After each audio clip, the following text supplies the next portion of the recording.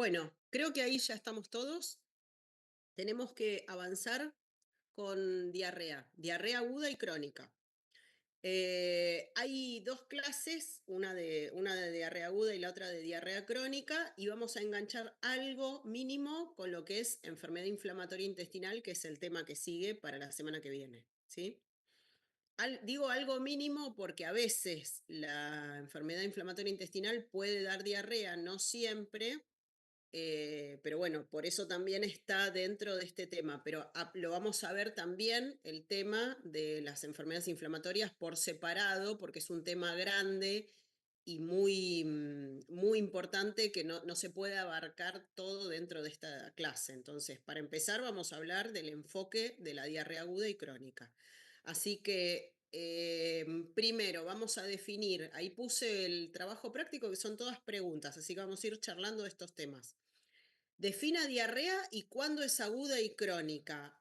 ¿Alguien las vio las clases? Puede decir, igual la definición de diarrea es muy sencilla, la vimos en segundo año en nutrición y regulación.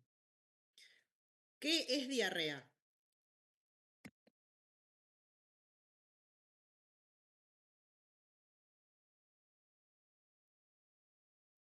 Y el No. aumento de cantidad de posiciones Bien, era muy más de 3. bien. ¿Más de De 3. 3 en cuánto?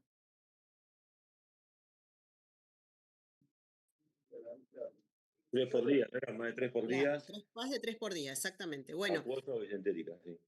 la definición de diarrea, justamente, lo principal es la cantidad de materia fecal, no la consistencia, ¿sí? O sea que la disminución de la consistencia no siempre es así, porque vamos a ver que las diarreas que son líquidas pueden perder a veces mucho volumen y deshidratan rápido, y las diarreas que no son tan líquidas, que la materia fecal es más blanda o pastosa, por ahí no pierden tanto líquido y se mantienen durante mucho tiempo, y esas son las que se hacen crónicas. Entonces, la consistencia no es lo más importante, sino que lo que define diarrea es la cantidad de materia fecal, que la definición en todos lados es por el peso. Más de 200 o 300 gramos en el adulto, en el niño 200, en el adulto más de 300 gramos por día de materia fecal, que como nosotros, ni los pacientes, ni nadie va a pesar la materia fecal, lo que se hace es medirla en cantidad de deposiciones por día, ¿sí? Entonces, definimos como diarrea más de 3 deposiciones por día, o sea, de 4 en adelante, por día, ¿sí? Eso sería diarrea. Ahora, ¿cuándo es aguda y cuándo es crónica? ¿Cuál es el tiempo que delimita eso? Menos de 15 días aguda y no sé si es más de un mes crónica. Y eso que queda en el medio sería como un intermedio que no recuerdo bien el nombre. Sí, se puede decir aguda, subaguda y crónica, o directamente aguda, menos de un mes, y más de un mes, crónica, ¿sí? Así sería, para simplificarlo. Porque en realidad lo más importante de la clasificación son las causas, ¿sí? Porque son diferentes las causas que vamos a buscar en la diarrea aguda y cómo lo vamos a estudiar y cuál es el tratamiento que le vamos a dar, que en la diarrea crónica, ¿sí? En la diarrea aguda, si vieron la clase, la causa más común, ¿cuál le parece que es en general? La infecciosa, una gastroenteritis. Exactamente. La causa más común suele ser infecciosa. Si bien hay alguna que otra, predomina lejos a la cabeza la diarrea aguda de causa infecciosa, ¿sí? Entonces, primero, para definir que una diarrea sea de causa infecciosa, vamos a buscar en el interrogatorio, en el examen físico y en los antecedentes del paciente, que haya cosas que nos hablen de que pueda ser infecciosa, ¿sí? Y vamos a buscarlo eso. ¿Qué cosas serían importantes preguntarle al paciente en una diarrea aguda? ¿Qué comió? Que comió, si tomó agua, si alguien en la familia más también estaba con los mismos síntomas. Muy bien, ¿por qué alguien más en la familia? ¿Pensando en qué?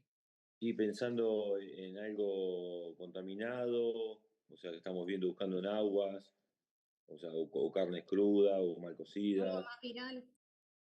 ¿Cómo se llama eso específicamente cuando varios en la familia se contagiaron? Mm, Se llama intoxicación, Claro, ¿sí? claro, claro. Intoxicación. Es muy común y esa pregunta es recontra importante, re importante porque además nos habla del origen alimentario, ¿sí? Porque en general las intoxicaciones, cuando hay varios en la familia, uno puede relacionar el cuadro clínico del paciente con la alimentación y ahí sí vamos a ir a buscar una causa en la alimentación. Y en la alimentación sabemos que puede haber alimentos que estén contaminados con bacterias o con toxinas que producen algunas bacterias, ¿sí? Cualquiera de las dos cosas. Las intoxicaciones propiamente dichas se llaman cuando es por toxinas, ¿sí? Y las toxinas actúan muy, muy rápido. En general, el alimento que está contaminado con toxinas que producen algunas bacterias eh, apenas los consumimos, rápidamente empiezan a tener síntomas. En cambio, cuando es por bacteria, suele tardar un tiempo de latencia hasta que esa bacteria produce infección en el tubo digestivo, o sea que tarda unos días. Es distinto. La intoxicación, que suele ser por toxina, es bastante rápida, rápida. Comen y al rato o a las horas ya empiezan con síntomas y en general como dijeron recién, son varios en el grupo que comieron la misma comida, ¿sí? Se relaciona con eso, o sea, ese punto es re importante conocerlo. Porque aparte, también vamos a hablar del tratamiento y cuando hablemos del tratamiento, cuando hay lo que sospechamos es intoxicación, es decir, que la diarrea que estamos viendo o el cuadro gastrointestinal, porque muchas veces las intoxicaciones no causan solo diarrea, o sea, el tema que nosotros estamos viendo es diarrea, pero muchas veces el tubo digestivo está tan inflamado por lo que produce estas toxinas o una infección bacteriana, que los síntomas exceden solo la diarrea. Muchas veces van acompañados de otras cosas, vómitos, dolor abdominal, fiebre, sangrado en el tubo digestivo, alto o bajo. Esos serían los síntomas más importantes. Incluso si la diarrea o además vómitos es muy importante, muchas veces todo esto va acompañado de un cuadro de deshidratación que puede ser, como ya saben, leve, moderado o severo. Entonces, el cuadro clínico no es solo diarrea, puede abarcar otras cosas que son muy importantes rescatar cuando vamos a preguntar al paciente sobre el cuadro clínico, sobre los síntomas que tiene, no olvidar más allá de la diarrea todos los otros síntomas, preguntarles y al examen físico buscarlos también. Em, fuera de esto, ¿qué otra cosa le podríamos preguntar?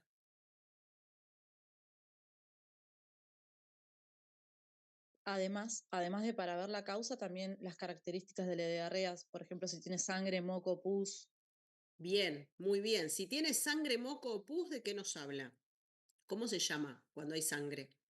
de algo invasivo, Sí, hemorragia, o sea, disentería. disentería, exactamente, exactamente. Se llama disentería. No habla de la causa, sí habla de la gravedad, ¿sí? Pero puntualmente la diarrea que tiene sangre se llama disentérica, o sea, disentería. Y ahí tenemos que buscar una bacteria en general, ¿sí? No una toxina, sino una bacteria en general. No siempre, pero en general una bacteria. Y muy bien pensar en buscar si se relaciona con algo, como dijeron, si se relaciona con la alimentación, ya lo hablamos, si se relaciona con algún medicamento, con algún tratamiento, por ejemplo, hay personas que tienen antecedentes, de eso no lo dijimos, pero antecedentes de enfermedades, y muchas veces esto es un episodio agudo de alguna enfermedad que es crónica, que el paciente ya lo sabe, lo tiene diagnosticado. Tal vez está haciendo algún tratamiento por otro motivo, por ejemplo, un tratamiento oncológico, está tomando medicación o recibió una quimioterapia recientemente y tiene síntomas posteriormente durante varios días. Eso hay que preguntarlo, o sea, más allá de la alimentación, porque nos olvidamos siempre de consultar sobre los antecedentes y muchas veces en los antecedentes del paciente hay una pista. ¿Por qué? Porque hay una respuesta fácil, eso cuando tienen alguna enfermedad que se reagudiza y nos da este síntoma de vuelta, o porque hay algún tratamiento nuevo, alguna cirugía reciente que sea del tubo digestivo, que haya alterado el funcionamiento, que sea algo funcional en el tubo digestivo, o que esté haciendo algún tratamiento no quirúrgico, médico, como les digo, con medicación por boca, con quimioterapia endovenosa, con rayos, con lo que sea que pueda alterar el funcionamiento del tubo digestivo, ¿sí? Todo eso hay que consultarlo. Ahora, volviendo a esto de cómo evaluamos al paciente, dijimos los antecedentes, qué cosas le preguntaríamos y ahí me faltaría una cosa importante que es si La viajó, cantidad. la cantidad también, ¿sí? Estoy hablando ahora sobre las cosas, digamos, que pudieron haber sido causa, ¿no? La diarrea del viajero no hay que olvidársela nunca si viajó.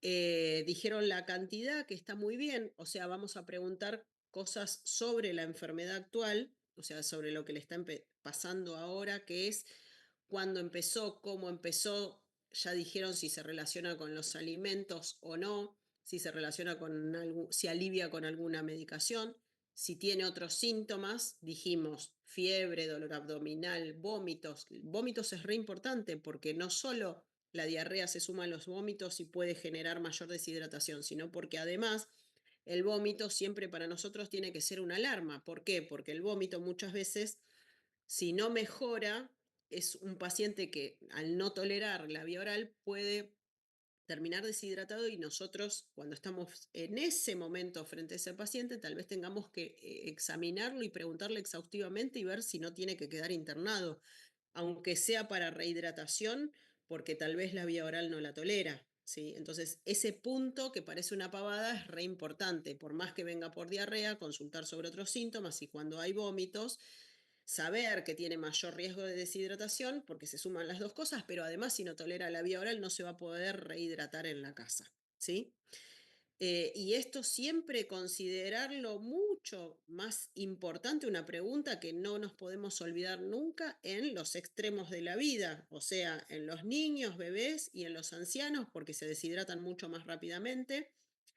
Y tener en cuenta también en los pacientes inmunocomprometidos, es decir, pacientes que tienen cáncer, que están haciendo un tratamiento oncológico, que tienen leucemia, que son trasplantados, que son inmunosuprimidos por alguna enfermedad crónica autoinmune y toman inmunosupresores. Siempre consultar esos antecedentes porque eso además, si bien tal vez no sea la causa de la diarrea o el cuadro gastrointestinal que está teniendo ahora el paciente, sí es muy importante tener en cuenta esto, los extremos de la vida, los pacientes inmunocomprometidos y sumo uno más, los hospitalizados, porque esos pacientes es mucho más peligroso este cuadro, ¿sí? Entonces vamos a tener mucha más alarma. Ahí engancho la segunda pregunta, que sería, ¿cuáles son los criterios de severidad? Esto, pregunta de examen, imagínense, obviamente, ¿no? En la diarrea aguda. ¿Vieron la clase? Hay una listita que dice criterios de severidad. ¿Cuáles son? Sí, lo que nombró más o menos serían signos de hipovolemia, diarrea sanguinolenta o con moco, decía temperatura mayor a 38,5, 6 o más deposiciones diarias. Sí. Después estaba, bueno, uso reciente de antibióticos, o sea, por fármacos, ¿no? Fiebre mayor a 38,5, dolor Sí, abdominal intenso, deshidratación, hipotensión ortostática, muy bien. disminución del ritmo de la diuresis y alteración hidroelectrolítica. Muy bien, muy bien. Em, Tal vez lo tengan que leer y releer y de memoria, como sea, ya sepan lo que se los voy a preguntar, pero algo de eso tengo que poner en el examen, porque ese punto es re importante que lo sepan. Estos signos de gravedad hacen que yo tenga que internar al paciente, o sea, no solamente el paciente que está deshidratado o el paciente que no tolera la vía oral es el que se tiene que internar por diarrea porque puede haber otras cosas que sean graves. Les hago una pregunta, la respuesta está dentro de la misma clase de diarrea aguda, pero ¿por qué piensan ustedes que puede ser un criterio de severidad que el paciente haya estado tomando antibióticos? ¿Por qué creen? Por la disbacteriosis que puede causar el Clostridium difficile. Muy bien, muy bien. Ahí dijiste dos cosas. Disbacteriosis es cuando nosotros tenemos una flora intestinal normal con bacterias que son lactobacilos y otras bacterias que son buenas, que son de la flora intestinal normal, que tienen que estar ahí y que evitan que otras bacterias que son patógenas infecten, ¿sí? Ahora, que una persona haya tomado antibióticos genera disbacteriosis, que quiere decir perdí las bacterias por el antibiótico, se van a recuperar, en unos días se recuperan, ¿sí? Las bacterias vuelven a crecer. Pero ¿qué pasa si en ese momento que yo tomé el antibiótico y perdí las bacterias normales del intestino, como algo que está intoxicado, ¿sí? ¿Qué va a pasar ahí? Voy a tener un episodio de diarrea aguda o un cuadro gastrointestinal que puede afectar no solamente, no solamente diarrea, con vómitos, con lo que sea, una gastroenteritis, una enterocolitis, lo que sea. A mí se sigue, digamos, desmejorando y está con antibióticos, sospecho de sepsis, que sería lo que iba a contestar antes. Claro, ahí el cuadro clínico es diferente, pero escucha esto y ahora vamos a lo que es sepsis. Cuando el paciente tomó antibióticos es re importante considerarlo porque sabemos que perdió sus bacterias, por eso puede tener una bacteria patógena. Dentro de esas bacterias patógenas, una muy importante que viene, no es la única, hay otras también, pero una muy importante que pueden tener los pacientes que tomaron antibióticos o los que están hospitalizados, y si además tomaron antibióticos, más riesgo aún, es el Clostridium, ¿sí? Ya les digo, no es la única, porque hay otros gérmenes que son, otras bacterias que son enteroinvasivas que pueden aprovechar ese momento para producir infección, ¿sí? Pero eso depende de que las comamos con los alimentos, con el agua, con lo que sea que esté contaminado, ¿sí? Si no sucede eso en ese momento, no va a pasar nada. En cambio, el Clostridium es una bacteria que en general nosotros no la tenemos en el tubo digestivo, pero los pacientes que fueron hospitalizados o que visitan el ambiente hospitalario porque tienen que ir a hacer un tratamiento aunque no estén internados, muchas veces se terminan colonizando con las esporas de esta bacteria, que es el Clostridium. Y no les pasa nada hasta que por ahí toman un antibiótico, ese antibiótico genera la disbacteriosis porque perdemos la flora normal y aprovecha ahí el Clostridium.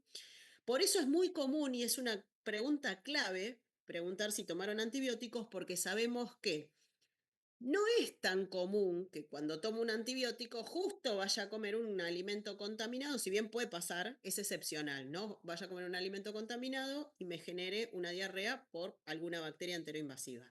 No es lo más común. Pero sí es más común que pacientes que van seguido a hacer tratamientos, vienen por el hospital o que están internados, se colonicen con las esporas de la bacteria y no les va a pasar nada hasta que, por algún motivo, sus bacterias normales del intestino descienden. Y esto es cuando se internó por una neumonía, le puse tratamiento antibiótico por la neumonía, perdió sus bacterias normales y ahí aprovecha a crecer el Clostridium. Entonces es una cosa que parece una pavada, pero es muy importante preguntarlo y saberlo siempre porque la diarrea por Clostridium suele ser una diarrea muy abundante que tiene complicaciones, ¿sí? ¿Qué estudio tenemos que hacer para saber si una diarrea es inflamatoria?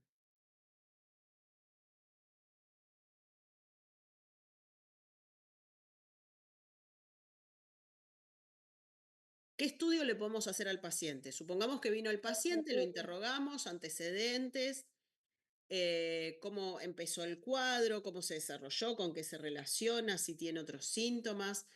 Ya lo vimos, lo evaluamos. Ahora vamos a examinarlo y vamos a estudiarlo a este paciente. ¿No ¿Qué eran hacemos? los leucocitos para diferenciar de red inflamatoria? Muy bien, ese es el punto clave. También es una pavada, pero es leucocitos en materia fecal. Cuando yo sospecho que puede ser inflamatoria y en algunos casos voy a tener que medicar, no en todos los casos voy a tener que medicar, porque ya les digo, si es un paciente sano, que no tiene antecedentes, que está con una diarrea aguda, que no es un inmunocomprometido, que no es un bebé, que no es un anciano, que no está hospitalizado, bueno, tal vez pueda no hacerle nada, poner tratamiento sintomático, ¿sí? Ahora, en el resto, que les dije recién, sí vamos a tener que descartar que no sea algo inflamatorio, porque justamente esos pacientes tienen riesgo de que la diarrea no pare, que sea algo más serio, más grave, que termine, si no tiene ahora, que termine con criterios de severidad y que empeore. Entonces, aunque no tenga criterios de severidad, sí puedo ver en estos casos puntuales, ¿sí?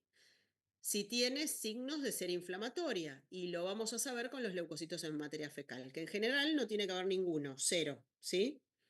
Por lo tanto, si hay leucocitos en materia fecal, que en general se miden con cruces, porque lo que hace el bioquímico es un extendido y mira al microscopio a ver si hay leucocitos. Si ve los leucocitos, informa. Una cruz o dos cruces, tres o cuatro, que significa hay un poco, más o menos, mucho o muchísimo, ¿sí? Es semi-cuantitativo, pero no me está diciendo la cantidad, pero no importa, porque no debería haber. Si es positivo, aunque sea una cruz, dos cruces, lo que sea, hay leucocitos en materia fecal y sabemos que no tiene que haber, ¿sí? Hay algunas enfermedades en las cuales no son infecciosas que podrían darnos un falso positivo, pero igualmente podemos hacer un tratamiento porque se hace un tratamiento con antibióticos pocos días, ¿sí? Entonces, en los casos que la diarrea es inflamatoria porque le hicimos los leucocitos en materia fecal, y es positivo, vamos a poner antibiótico por unos días, ¿sí? El antibiótico que son fluorquinolonas, ciprofloxacina, norfloxacina, levofloxacina, cualquiera, el que querramos, por 3 a 5 días, no más que eso, ahí debería cortar. Porque en general, ¿qué pasa? Las bacterias que pueden causar, bacterias o virus que pueden causar una diarrea aguda, en general se autolimitan, pero pueden dar cuadros muy importantes, aunque no se autolimitan tan fácilmente o que pueden terminar con criterios de gravedad, en los casos que dijimos. Por lo tanto, ¿todos los pacientes necesitan antibióticos? No, la mayoría no lo van a necesitar. La mayoría es un cuadro que sus propias defensas van a poder controlar, se va a poder defender y el cuadro se va a autolimitar y va a pasar. Lo que sí vamos a tener que hacer en ese caso, pacientes jóvenes, pacientes sanos, pacientes sin antecedentes, ¿sí? Vamos a evaluar el paciente, no tiene criterios de gravedad y no tiene ningún antecedente, bueno, vamos a poner tratamiento sintomático. ¿Cómo sería el tratamiento sintomático? Díganme ustedes.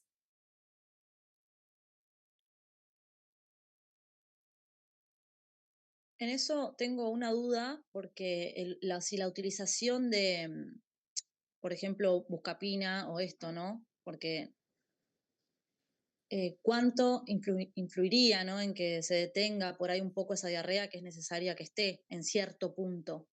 O loperamida o esa medicación que se utiliza porque la utilizan en una diarrea infecciosa. Bueno, más allá de un antidiarreico, que ahora hablamos, ahora respondo a ese punto que es crucial. ¿Qué otra cosa hacemos? Por ejemplo, la dieta, la hidratación. Dieta, hidratación. Clave. Dieta e hidratación. Los dos puntos clave, digamos, vamos por el principio, por lo más básico. Primero, que el paciente, asegurarnos que no tenga vómitos, que se puede hidratar en su casa. ¿Cómo se hidrata? Agua o sales de rehidratación. Punto. Pueden tomar Gatorade, pueden tomar otras cosas, en general no es lo mejor, porque suelen contener azúcar, suelen contener gaseosas también, azúcar, electrolitos, y no es lo mejor. Agua o sales de rehidratación, ¿sí? Nada más que eso. Eso sería el primer punto, la hidratación. En segundo, la dieta. ¿Qué tipo de dieta vamos a darle? Dieta astringente. Astringente quiere decir para secar de vientre, para que se vaya secando la materia fecal de forma progresiva, ¿sí? No es necesario lo que hacen los pacientes a veces porque se automedican, porque consultan, porque van por su cuenta, se compran pastillas de carbón, se compran loperamida, se compran bismuto o lo que sea.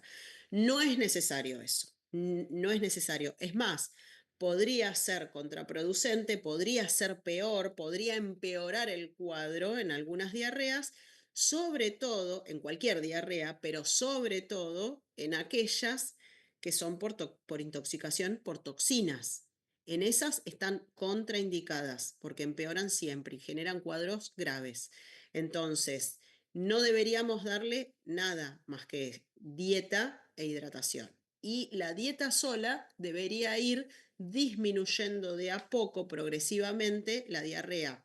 Esto tiene un motivo. El motivo es que no queremos que se corte la diarrea porque se eliminan justamente las toxinas y las bacterias, especialmente cuando son por intoxicación por toxinas, se eliminan gracias a la diarrea. Entonces, no hay que cortarla, hay que ir disminuyéndola progresivamente, de a poco. Y hay que explicarle esto al paciente, porque el paciente obviamente que por ahí, qué sé yo, quiere ir a estudiar, quiere ir a trabajar, quiere hacer sus cosas y no puede con diarrea, pero lamentablemente va a llevar unos días esto. Entonces, la dieta, vamos a darle todas cosas astringentes. Té bien negro, el té bien negro es astringente, las frutas maduras como la banana bien madura, la manzana cortada o rallada, oxidada, es astringente, el membrillo, y después cosas como puede ser polenta, un poquito de fideos hervidos, alguna carne magra a la plancha o hervida, y poca fibra, hay que darle nada de frutas, verduras crudas hasta que corte esto, y recién cuando empiezan a mejorar, se va agregando algunas cosas de la dieta habitual hasta que de a poco vuelven a lo normal, ¿sí? Esos serían los pilares fundamentales. Ahora, ¿cuándo damos antidiarreicos? Bueno, ese punto es re importante porque primero uno no tendría que sospechar que hay una intoxicación alimentaria, porque si hay intoxicación alimentaria, no podemos dar antidiarreicos, ¿sí? No podemos dar antidiarreicos, sino es hidratación, incluso si necesitas ser internado, estar internado, y dieta astringente. No antidiarreicos, están contraindicados para las toxinas, porque generan cuadros de mayor intoxicación, porque la toxina permanece actuando dentro del intestino, puede pasar a la sangre, puede ir a otros órganos, puede causar síntomas neurológicos a veces que sean graves. Entonces, no, nunca eso. Están contraindicados en las intoxicaciones. Y cuando no sabemos, pero el paciente tiene o tiene inmunocompromiso o está en los extremos de la vida o tiene algún criterio de gravedad, en cualquiera de esos casos lo que nos saca las dudas es el leucocito en materia fecal. Entonces, en estos casos vamos a hacer el leucocito en materia fecal, una muestra de caca, vemos si tiene leucocitos. Si tiene leucocitos, ya sabemos que es inflamatorio y vamos a poner un antibiótico, ¿sí? Vamos a poner norfloxacina o ciprofloxacina por 5 días y vamos a ver si mejora. Recién ahí, si hay leucocitos y yo le pongo antibiótico, a ese sí le puedo dar algún antidiarreico. Por ahí lo más suave es crema de bismuto, que es un jarabe que se toma más o menos una cucharada o 10 mililitros si lo medimos con jeringa después de cada deposición diarreica, o sea que mientras más deposiciones diarreicas tenga, más veces lo va a tomar en el día y a medida que va disminuyendo va a tomar menos. La loperamida en realidad lo que hace es disminuir la motilidad del intestino, por lo tanto, si bien no se detiene, tiene riesgo de algunas cosas como de generar hilio o generar mayor intoxicación si fuera por toxinas. Por lo tanto, para dar loperamida, uno tiene que estar muy seguro de que si es una diarrea, que no sea por toxinas, que si es por bacterias, que esté controlada y que el paciente venga mejor. Y si no, la loperamida es preferible en diarrea de otras causas. En general se da en diarreas que son funcionales o en diarreas que son secundarias a cirugías y que quedan con diarreas que son más crónicas que agudas, y no tanto en la aguda. La podemos dar en la aguda, sí, pero tenemos que estar seguros que no es por toxinas, ¿sí? Esa sería la clave, lo más importante. Si no, no la damos. Podemos dar bismuto, que tal vez es mejor.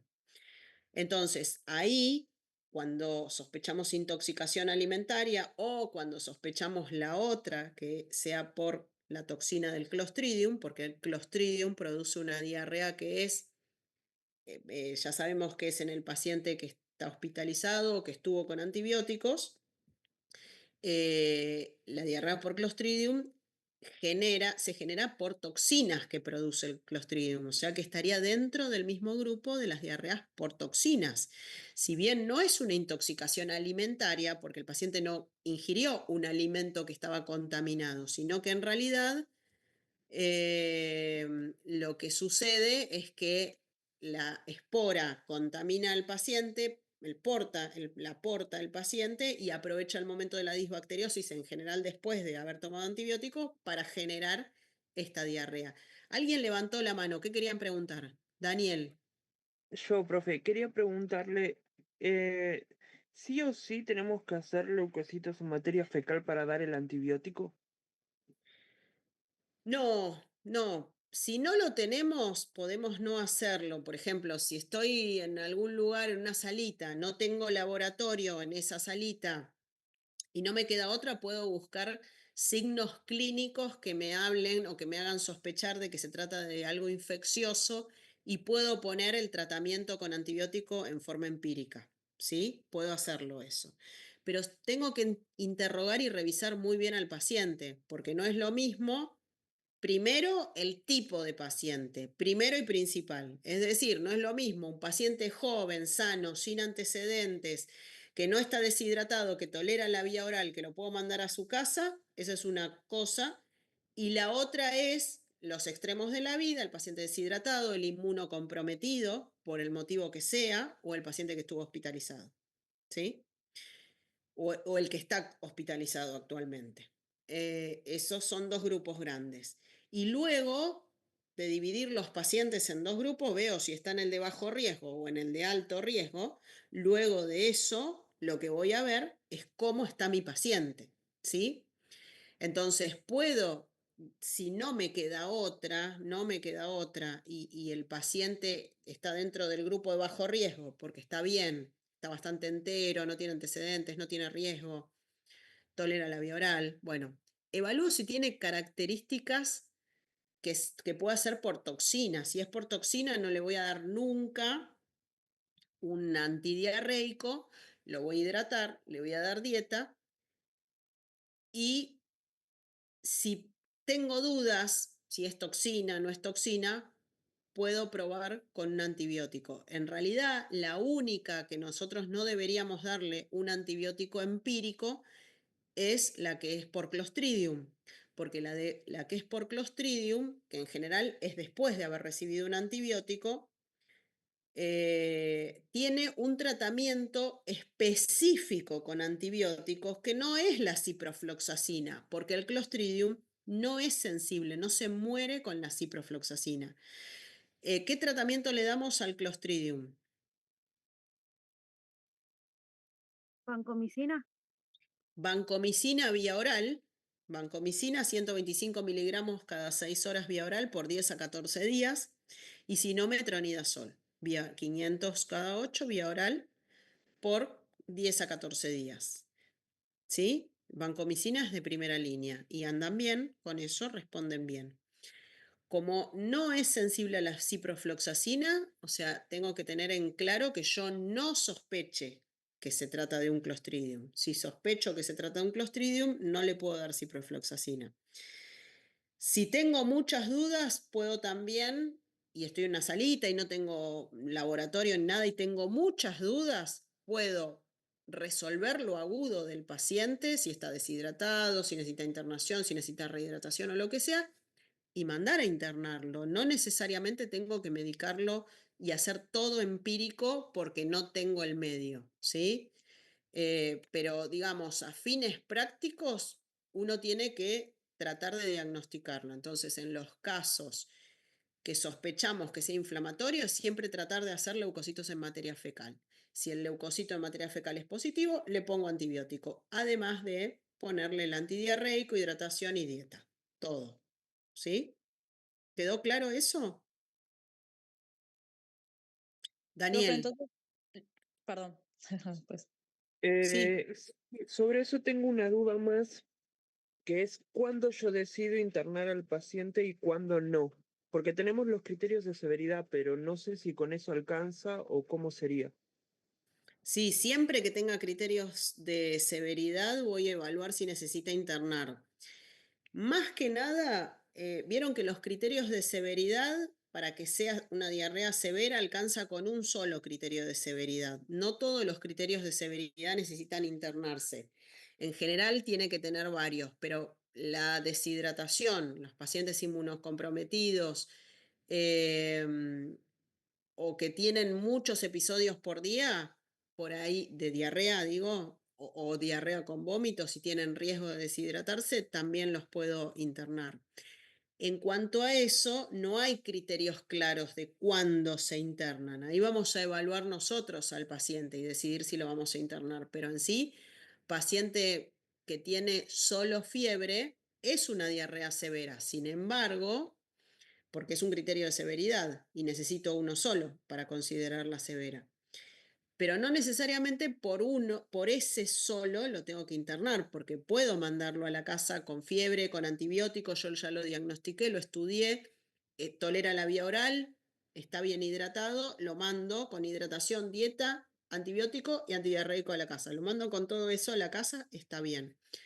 Es muy importante evaluar los signos clínicos, que no tenga hipovolemia, que no esté deshidratado y que no sea de los grupos de riesgo. Estas tres son re importantes para considerar la internación. ¿Sí? ¿Quedó claro, Daniel? ¿Y alguien más iba a preguntar algo o a acotar algo? Gracias. Sí, profe, yo iba a preguntar, entonces, los antiespasmódicos, por ejemplo, en una persona sana que no tenga criterios de severidad, ¿sí o no? ¿Se puede dar, no se puede dar? Y si, Sí. por ejemplo, en la persona sana con fiebre, que ya sería un criterio de severidad, ¿podemos indicar antibióticos aunque no le hagamos ninguna prueba? Sí, Porque sí. generalmente observo que se hace eso. Las Paciente dos con cosas sí. Ojo que el antiespasmódico no es antidiarreico, son dos cosas distintas. En general, el antiespasmódico, como dijeron la buscapina, es lo que hace es disminuir las contracciones dolorosas del intestino, ¿sí? Y es muy común que las diarreas puedan ir con cólico intestinal. Se contrae, duele un montón, se relaja. Se contrae, duele un montón, se relaja. Eso es dolor cólico, ¿sí? Cólico intestinal. En esos casos le podemos dar, pero no es tratamiento de la diarrea en sí, es para aliviar los síntomas que tiene. Sí, se lo podemos dar, sí, ningún problema con eso, no pasa nada. O sea, la buscapina, la iosina, el sertal, ningún antiespasmódico va a evitar, como si un antidiarreico, va a complicar un cuadro si fuera por toxinas.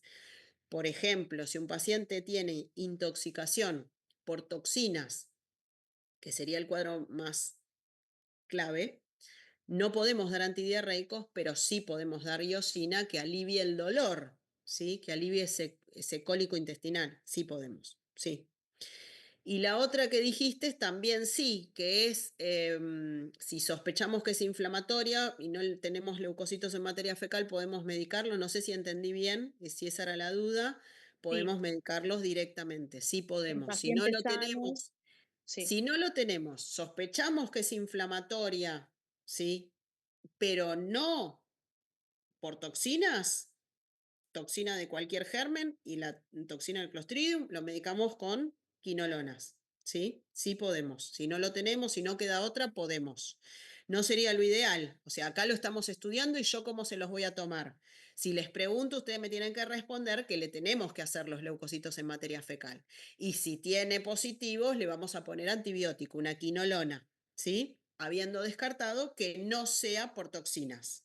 Porque si es por toxinas, en realidad específicamente la del Clostridium lleva otro antibiótico diferente. Los demás pueden ir con quinolonas. Profe, pero para hacerle el estudio de leucocitos tiene que ir al hospital o a una clínica tenga laboratorio. Claro. O sea Sí, que. necesitamos un laboratorio básico, porque Ujú, lo que se hace es juntar una muestra de materia fecal y eso se extiende y en el extendido lo mira el bioquímico y nos informa si tiene leucocitos. No es algo demasiado complejo, pero sí tiene que haber un laboratorio. Y en las salitas a veces no hay un laboratorio, en la mayoría no hay. claro, por eso. Y O no se se hace. derivan las muestras. Quiero decir, no hay un laboratorio de guardia. Sí, sí. ¿Sí? ¿Se entiende? No- Para tener un resultado no te- ahora. Profe, no se pide tinción para ver qué tipo de bacteria es. ¿No se pide qué cosa? Alguna tinción de grama, así, para ver si qué bacteria. Bueno, muy bien, muy bien. ¿Cuándo hacemos coprocultivo o Sí. coproparasitológico? En general, coproparasitológico se hace cuando la diarrea tiene más de 7 días, sobre todo lo vamos a hacer en las crónicas, ¿sí? En las agudas, en general, no. Ah, está bien. Y coprocultivo, no coproparasitológico, coprocultivo, o sea, cultivo de bacterias, se puede hacer cuando los pacientes están dentro del grupo de riesgo, o sea, los extremos de la vida, inmunocomprometidos, criterios de severidad, pacientes internados, ahí podemos hacer coprocultivo. Si no, en general, no es necesario. Simplemente con hacer los leucocitos en materia fecal, si es positivo medicarlo, alcanza y sobra, y no es necesario hacer coprocultivo. ¿Sí? No. No se hace. En general, a la mayoría de los pacientes no le vamos a hacer, salvo este grupo. Salvo este grupo. Bueno, voy a avanzar. La pregunta número 4 dice, ¿qué tratamiento indicaría? Que esto ya lo hablamos en la diarrea aguda, inflamatoria y en la no inflamatoria. ¿En qué paciente sospecha diarrea por Clostridium? Ya lo hablamos. ¿Cómo lo diagnostica y cómo lo trata? También lo hablamos. Ah, esta está buena. ¿Qué complicaciones puede tener Clostridium? ¿Leyeron? En la clase están, dice.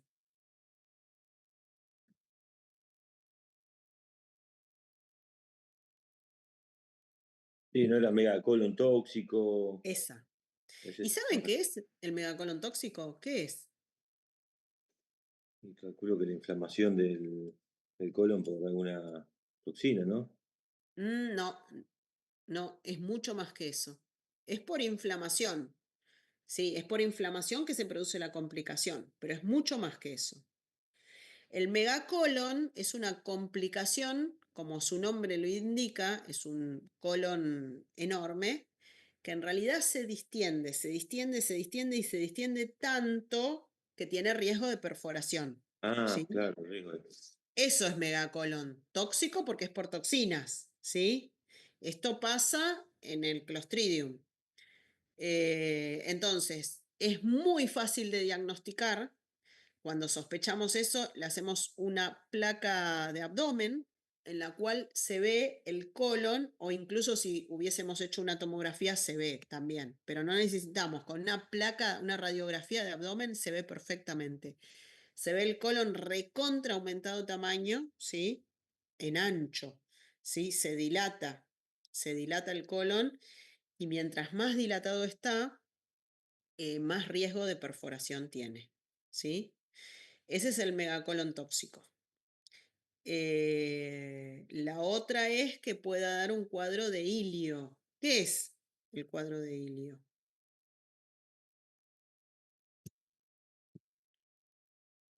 La parálisis intestinal. muy bien, exactamente. Cuando no funciona, no hace peristalsis el intestino, entonces el paciente no va de cuerpo. Estamos hablando de una diarrea, ¿no? Y estamos hablando de que una complicación puede ser esta, que el paciente esté en ilio. El paciente no va a ir de cuerpo, pero además no elimina gases, no tiene ruidos hidroaéreos y vomita. ¿Sí? Eso es un cuadro de ilio. Y eso también es una complicación grave, porque esa complicación que produjo la toxina hace que la toxina no pueda eliminarse. ¿Sí? Entonces también tiene riesgo de perforación, que es lo más grave. De hecho, pues se pueden morir de esto los pacientes. ¿Cómo se estudia? Bueno, acá pasamos ya a partir de la pregunta 7 a hablar de la diarrea crónica. De la diarrea aguda, ¿hay alguna otra duda? Porque no hay mucho más que hablar de la diarrea aguda. Así pasamos a la crónica. Profe, en cuanto al Clostridium, aparte de Sí, hospitalizados, ¿cualquier persona podría tener, o sea, colonización, sí, pero podría alguien que esté tenerlo. sano? Sí, podría ¿Alguien tenerlo, sano? podría tenerlo. Es muy baja la colonización en personas que no visitan el hospital o una clínica, un sanatorio en ámbito médico. Es muy poco frecuente, menos del 5%. Pero podría ser, sí. Lo que más tenemos que sospecharlo es en el resto, porque es poco frecuente. No es que no exista, pero es muy poco frecuente. ¿Sí? Y en cuanto a las toxinas, la causa por toxinas o no, o sea, podríamos darnos cuenta de alguna manera, por ejemplo, el inicio súbito después de una ingesta, algo así que determine que nosotros digamos, bueno, esto, o no. Sí, claro. Es decir, existen las toxinas del Clostridium, que, perdón, una cosa que no dijimos es que se diagnostican, el Clostridium se diagnostica con la presencia de las toxinas o el antígeno en la materia fecal, ¿sí? O sea que hay que pedir específicamente evaluar en la materia fecal cuando lo sospecho toxina de Clostridium, A, B o las dos a veces, ¿sí? Cuando se trata de una intoxicación alimentaria, y ahí son toxinas no de Clostridium, sino de otras bacterias, la toxina Shiga, la de la Escherichia coli, hay distintas toxinas. Lo podemos pedir también específicamente en materia fecal y en general se relaciona, como vos dijiste, con la alimentación muy rápidamente. Son varias personas que comieron lo mismo, que tienen los mismos síntomas y además empezaron muy rápido los síntomas. Pocas horas después ya tienen síntomas. Al ratito ya empiezan con síntomas, ¿sí?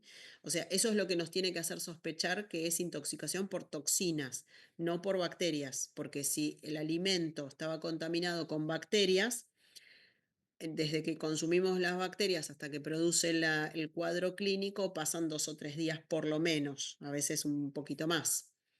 Pero si es por toxinas, es rápido, al ratito ya pueden empezar con síntomas, ¿sí? Gracias, profe. De nada.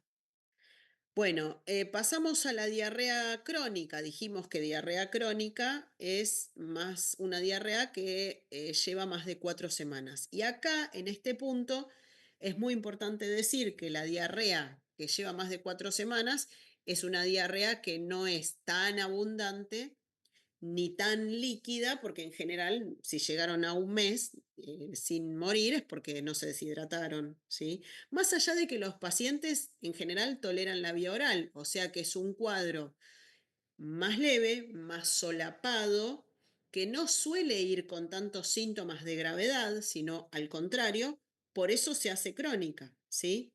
Y las causas suelen ser diferentes, por eso la dividimos en dos grupos, la diarrea aguda y la crónica, porque las causas son re diferentes. En general, no suelen ser infecciosas. Cuando son infecciosas en las diarreas crónicas, tenemos que pensar en algunas cosas muy puntuales, como les dije antes, en los parásitos, ¿sí? Entonces, acá les pregunto, ¿qué cosas 4 tienen que saber qué 4 cosas, como mínimo, les tenemos que pedir siempre a los pacientes que tienen diarrea crónica. El copro parasitológico. Sí. El coprocultivo. No siempre, no es necesario siempre. Ahora vamos a ver por qué. TSH y T4 libre. ¿Qué cosa, perdón? TSH y T4 libre. Muy bien, TSH y T4 libre, porque el hipertiroidismo es causa de diarrea crónica. ¿Qué otra? Leucocitos en materia fecal. Ay, no entendí. Los leucocitos en materia fecal. No, en este caso no. No, en la diarrea crónica no. Para ver si tiene enfermedades. Muy bien, Anticuerpos anticuerpos de celíacos. enfermedad celíaca, ¿saben cuáles son? No, yo no sé por qué. Antitransglutaminasa. Y antiendomicio. Y antiendomicio, exactamente, sí. ¿Y qué más? Una cosa más que es importante. Porque Una son... veda puede ser. No, La esa veda sería era. en otro momento. En otro momento. Dentro de estas 4 cosas nos falta uno que es un análisis de sangre. El GAT fecal. No, no es necesario y no HIV. se hace. HIV no era, profe. HIV. HIV. Entonces, vamos a repasar. ¿Qué pedimos siempre?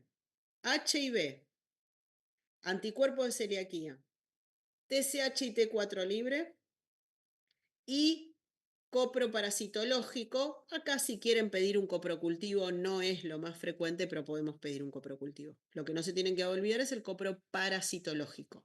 Copro parasitológico y test de Graham.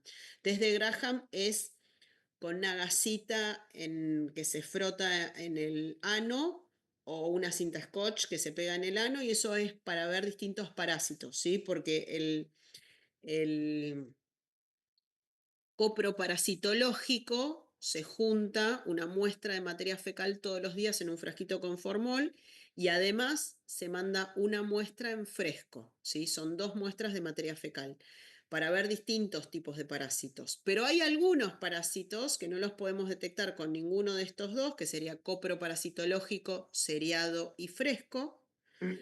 Y hay que hacer el test de Graham, que es el que les dije recién, que es la gasita o la cinta scotch en el ano, porque hay algunos parásitos que salen y dejan el huevo en el ano y no en el intestino, ¿sí? A pesar de que también son causas de diarrea. Entonces se hace todo eso junto. Copro parasitológico, seriado fresco y test de Graham, ¿sí? Va todo junto esos 3. Todo eso lo incluimos dentro de, con que me digan copro parasitológico, yo sé que ustedes ya saben que hay que hacer los 3 porque lo que queremos ver es parásitos, ¿sí? Entonces, repasando, copro parasitológico para los parásitos. Los análisis de celiaquía que tienen que saber cuáles son para detectar celiaquía en general en pacientes jóvenes, pero puede ser a cualquier edad. El HIV siempre, ¿por qué? Porque el HIV da diarrea por gérmenes que no son tan comunes, ¿sí? Y ¿cuál me faltaba? TSH y T4 libre para ver hipertiroidismo, porque el hipertiroidismo es causa de diarrea crónica. O sea, esos son los 4 análisis que tenemos que hacer siempre, no se los pueden olvidar, los 4. Esos 4 siempre en la diarrea crónica. Siempre que empezamos a estudiar un paciente, además de interrogarlo, antecedentes, características, cómo es la enfermedad actual, cuánto tiempo lleva, con qué se relaciona, ir pensando causas, igual le tengo que hacer las 4 cosas, ¿sí? Una vez que hice esas 4 cosas y no encontré causa, sí puedo ir a hacer, dijeron, endoscopía. Les pregunto, ¿endoscopía alta, endoscopía baja? ¿Qué piensan de eso? ¿Las 2? Las 2. ¿Por qué? Por la endoscopia digestiva alta para la biopsia de celiaquía. Y la otra por la colonoscopia. Bien. ¿Dónde se hace la biopsia para evaluar celiaquía, cuando sospecho celiaquía? ¿El intestino delgado no era? Sí, ¿en qué parte? ¿Hasta dónde llega la endoscopía alta? Hasta el duodeno. Muy bien. Les hago una pregunta más específica. La biopsia para celiaquía es biopsia de duodeno. Cuando entran, ¿qué es lo que ven para diagnosticar celiaquía? No había La atrofia de la Atrofia vellositaria, sí, y se biopsia. Se le pone, cuando hay atrofia vellositaria, tratamiento al paciente con la dieta que corresponde sin gluten y se evalúa a los 2 meses con una endoscopía nueva a ver si revirtió el cuadro, ¿sí? No siempre es necesario hacer esto es el gold estándar, ¿sí? Sería lo ideal, hacer la endoscopía antes, hacer la dieta y endoscopía después y ver que haya revertido la atrofia vellositaria, ¿sí? ¿Qué quiero decir? Quiero decir, muchas veces hacemos anticuerpos y los anticuerpos son negativos. Entonces decimos, ¿son negativos? ¿No tiene celiaquía? No. Los anticuerpos positivos me lo confirman. Pero los anticuerpos negativos no lo descartan. Por lo tanto, cuando hay sospecha, la endoscopía alta hay que hacerla, ¿sí? Y lo que se biopsia siempre es el duodeno. Vemos la atrofia vellositaria, se biopsia ahí, se manda a analizar y además se manda anatomía patológica. ¿Por qué? Porque muchas veces hay atrofias vellositarias que no son celiaquía, que son por otra causa. Por ejemplo, por parásitos. Y en ese caso se ve el parásito en la submucosa que está generando la atrofia, ¿sí? Y eso ya me confirma que no es celiaquía, sino que es otra causa. O sea que es importante hacer primero los 4 análisis. Si estos análisis vienen negativos, voy a tener que pasar a hacer las 2 endoscopías, alta y baja. La alta por este motivo que estamos charlando ahora, porque hay varias causas, una es la celiaquía, pero no es la única, ¿sí? Y otra cosa más que les iba a decir, tienen que saber que la endoscopía alta siempre llega hasta el ángulo de Treitz, que es entre la tercera y la cuarta porción del duodeno. O sea, hasta ahí es donde puede llegar el endoscopio y no más que eso. O sea, en general llegan hasta la segunda porción del duodeno y la tercera a veces con mucha dificultad. Y más que ahí no pueden pasar porque ahí está el ángulo de Treitz y está el ligamento de Treitz que sostiene y que hace ese ángulo y por eso no puede pasar el endoscopio y además ya se hace muy angostito y hay toda una parte del intestino delgado que es la última porción del duodeno, yeyuno e ilion, que no se puede ver por ninguno de los 2 endoscopios, ¿sí? Entonces, ahora pasamos a hablar de la endoscopía baja. La endoscopía baja, o sea, videocolonoscopía, entrando por el ano, podemos ver todo el colon hasta el ciego y nada más que eso. Hasta ahí podemos ver. Hasta la válvula ileocecal, como mucho. La colonoscopía, en este caso que estamos hablando de diarrea crónica, ¿qué queremos evaluar? ¿Qué queremos descartar con la colonoscopía? Cáncer. Cáncer, muy bien, muy bien. Nunca hay que olvidarse de eso. Me gusta que me lo dijeron primero, porque es la que no podemos descartar o la que tenemos que descartar siempre. Siempre. Si no hacemos una colono, no lo vamos a poder descartar. Cáncer. Y si no fuera cáncer, ¿qué otra cosa?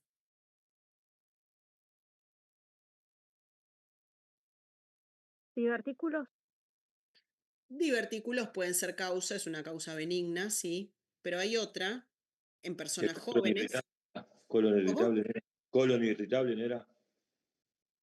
Colon irritable es un colon que no tiene ninguna enfermedad, que lo vamos a diagnosticar por descarte, porque es algo que es funcional, ¿sí? Es un colon, paciente sano, colon sano, tubo digestivo superior, bajo, todo sano, pero funciona mal, ¿sí? Es funcional el colon irritable. Otra cosa. Otras enfermedades, digo que es colon, está bien.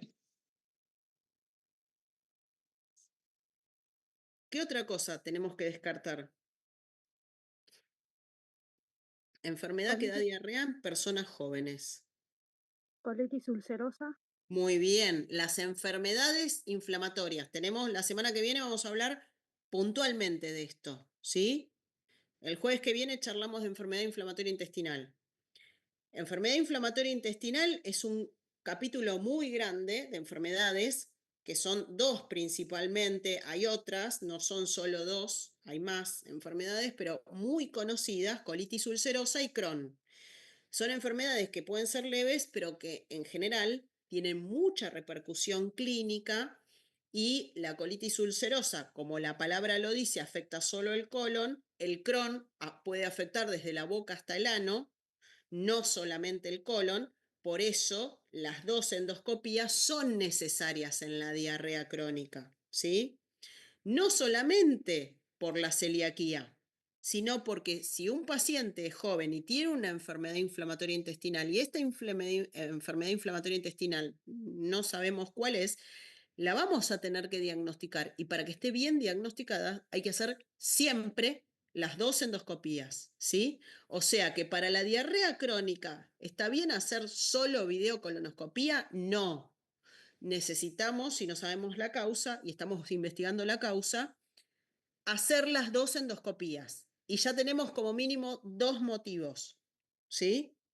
Todo lo que puede tener el colon, ni hablar, puede tener cáncer, puede tener divertículos, puede tener enfermedad inflamatoria intestinal, pero justamente por la enfermedad inflamatoria intestinal y por la celiaquía, que son 2 capítulos muy groseros dentro de lo que es diarrea, necesitamos hacer también la endoscopía alta, ¿sí? O sea que no se lo olviden, no se lo olviden. Es más, si yo quiero empezar con una endoscopía baja, puedo hacerlo, pero no puedo dejar de hacer igual la alta, ¿sí? Es re importante por ahí aprovechar la anestesia y hacer las 2 juntas. Se hace una anestesia y se hacen las 2 endoscopías, primero una, luego la otra, son con distintos equipos. Pero bueno, ya nos quedamos tranquilos de que estamos haciendo bien el diagnóstico, ¿sí? Así que este punto es muy importante. Recuerden siempre, más allá del interrogatorio, el examen físico, todo lo que ya charlamos, los 4 análisis, y si no tenemos una causa ahí o tenemos alguna causa, igual podemos hacer las endoscopías, y las endoscopías son las 2, colono y endoscopía alta. Y si el paciente yo lo recibo semiprocesado porque ya visitó otro médico y ya le hicieron algunos estudios, completaré lo que le falta, pero hay que hacerlos, ¿sí?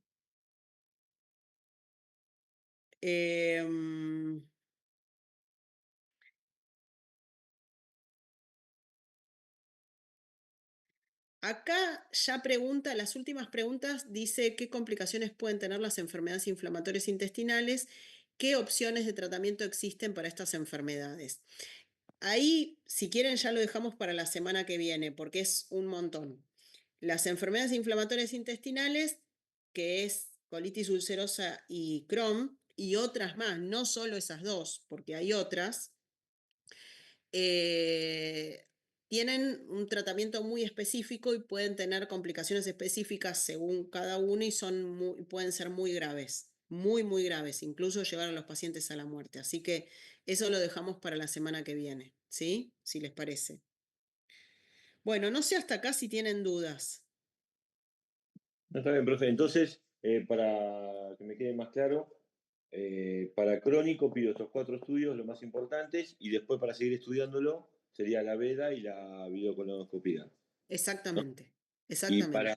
para abdomen agudo, con una placa de abdomen ya de pie ya me servía, porque ahí tengo que ver más que nada el Clostridium difficile, para ver si hay un colon megacolon, ¿no? Sí, sí, Está bien. sí.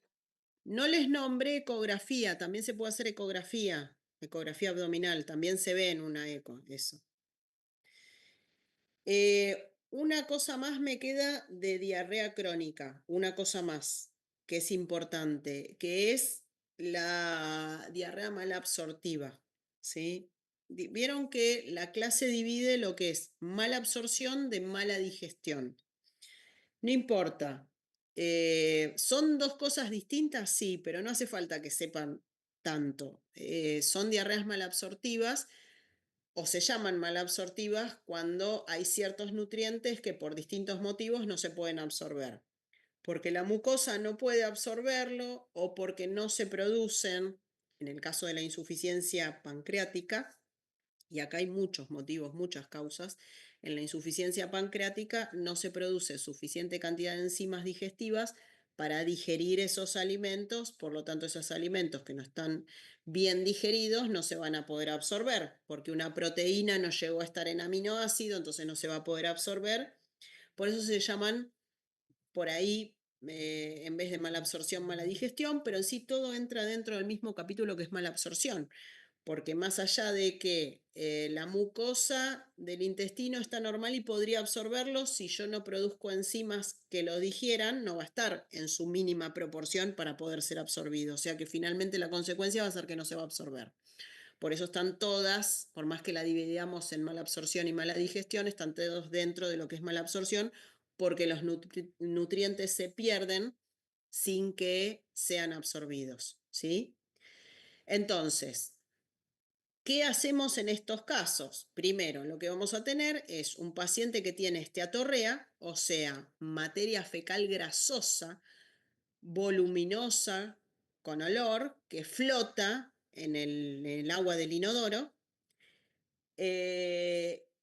Y además pacientes que vienen bajando de peso y se desnutren, porque en general las heces grasosas es porque se está mal absorbiendo grasas, ¿sí? Y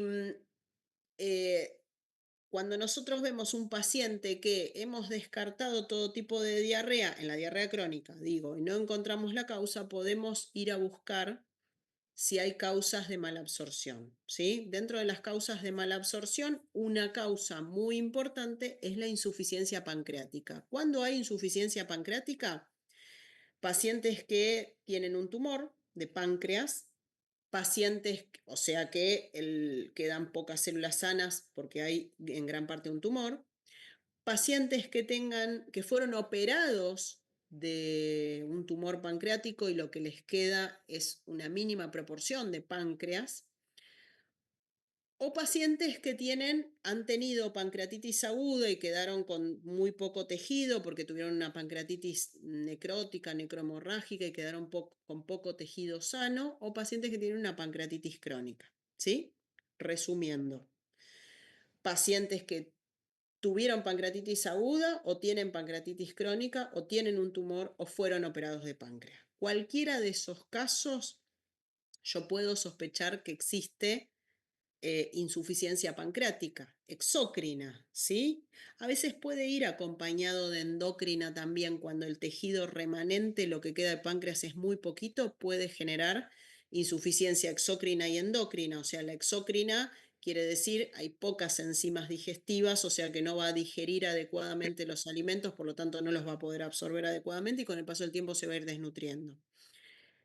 Y la insuficiencia endocrina lo que va a generar es diabetes, porque no produce suficiente cantidad de insulina y pueden terminar diabéticos. Entonces, estos pacientes lo que tenemos que hacer son dos cosas importantes. Una es el esteatocrito, que se mide en la materia fecal, y la otra es la elastasa en la materia fecal.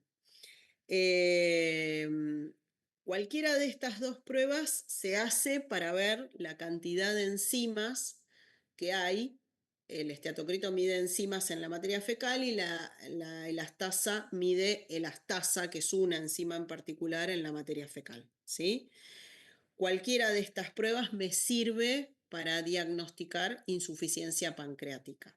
Y en esos casos se resuelve muy fácilmente porque se da, y en general no llegan los pacientes que ya tienen diagnóstico, por ejemplo, los que tienen un tumor, los que tuvieron pancreatitis o tienen pancreatitis crónica o fueron operados, sobre todo los que fueron operados del páncreas, muchas veces ya antes de que generen un cuadro de desnutrición por malabsorción, con diarrea, se les da pancreatina, ¿sí? La pancreatina, en realidad, la pancreatina es una enzima, pero no se llama así, pero vienen varias enzimas, ¿sí? Se toman las enzimas pancreáticas, se toman con las comidas, ¿sí? Y listo, ya está. O sea, lo que no puede producir el páncreas lo tomamos en una pastilla y ahí tengo las enzimas digestivas y voy a poder digerir bien esos nutrientes que estoy comiendo, y al estar bien digeridos los voy a poder absorber porque no hay problema en la absorción, sino en la digestión, ¿sí? Pero bueno, es una aclaración puntual de lo que es mala absorción. ¿Se entendió? Lo que no se hace más es el test de Van de Kammer. El test de Van de Kammer yo se los puse en la clase porque antes se usaba, pero es muy engorroso la preparación que hay que hacer y no se hace en todos lados, entonces está en desuso. Usamos la elastasa y el esteatocrito, esos dos, ¿sí? En la clase también no estaba porque estaba dividida como en tres la crónica. Estaba en osmóticas, secretoras, Sí. inflamatorias, ¿no? Claro, sí. Ustedes hablaron, ahí vamos a hablar de lo que es el GAP fecal. El GAP fecal lo que hace, GAP quiere decir diferencia, ¿no? Lo que hace el GAP fecal es medir los electrolitos que hay en materia fecal. En general, esos electrolitos están disueltos en agua, ¿sí? Por lo tanto, ¿cuánto tenemos? La materia fecal tiene que tener una cierta cantidad de agua para que sea normal la materia fecal. Cuando tiene más agua, puede tener también poco o mucho electrolito, ¿sí? Pero el componente agua siempre en la diarrea va a estar aumentado un poco o mucho, ¿sí? Según la consistencia que tenga la materia fecal, va a tener un poco más de agua que lo normal. Ahora, ¿cómo están los electrolitos? Bueno, en general, la osmolaridad fecal me habla de eso, ¿sí? Cuánto tiene de electrolitos y cuánto tiene de agua esa materia fecal. También es una prueba que no se hace en ningún lado, por lo tanto yo se las puse porque existe, porque en algún lugar se hace, pero bueno, yo no lo vi nunca y no lo pedí nunca. En general, cuando es osmótica, mejora con la dieta, y cuando no es osmótica y es de alguna de las otras causas, en general no mejora de la dieta, pero más allá, no mejora con la dieta, quise decir, pero más allá de esa clasificación, lo más importante de la diarrea, porque eso nos puede hacer sospechar una causa u otra, lo más importante de la diarrea es que en la crónica siempre vamos a pedir los 4 estudios, los 4 análisis, y si no encontramos ahí la causa, luego las endoscopías, ¿sí? O sea, eso nos puede servir, esa clasificación, para evaluar o sospechar la causa, pero no quita que vamos a tener que estudiarla igual del mismo modo, aunque sospechemos que sea osmótica o sospechemos lo que sea. Perfecto. ¿Quedó claro eso? Sí, sí, profe. Más allá de la sospecha que uno tenga, tenemos que hacer siempre ese proceso diagnóstico. Bueno, no sé si quieren comentar algo más o tienen alguna duda más. No, súper clara la clase, profe. Bueno, Sí, sí. bueno. Bueno, la semana que viene seguimos entonces con enfermedad inflamatoria intestinal y avanzamos un poco más con eso. Buenísimo. Bueno, Gracias. los dejo.